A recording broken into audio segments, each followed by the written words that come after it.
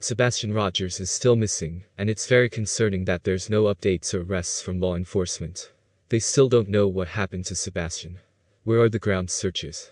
I know that work is being done behind the scenes, with every tip being looked at, but Sebastian didn't just vanish into thin air, and we don't want a repeat of the Summerwells case.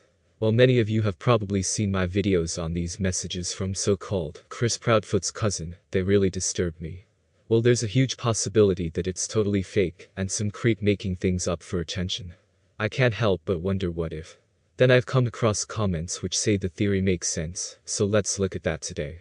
According to this post, Katie killed Sebastian because Chris was pressuring her to do so.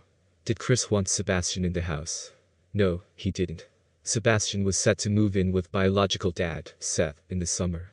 Apparently, Chris told Seth that his marriage was on the rocks, and that he couldn't deal with Sebastian's issues any longer. Was there tension in the home? If their marriage was on the rocks, then I feel like there was, and a lot of it possibly about Sebastian, and how Chris didn't want him around, or around his daughter Faith. I heard there was some pushback from Katie, as she wasn't very keen on Sebastian moving in with Seth full-time. Chris and Seth were trying to convince her. This so-called cousin also says that Katie threw Sebastian's clothes in the trash that night, and many of you have talked about how one of the first places law enforcement searched was that landfill. Why did they search it? Was it based on rumors that the trash was heavier than usual that day? Or did they have some evidence to suggest something could have been in the trash that day?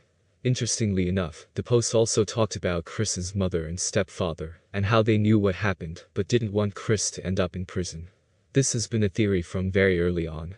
People speculated that they knew and helped get rid of evidence that morning. They also went to Alaska shortly after Sebastian was reported missing. They have been following searchers around the area, and we also heard from Nina the lengths they will go to in order to protect or help their son. Just wanted to share these thoughts with you. What do you think? Drop your thoughts down below.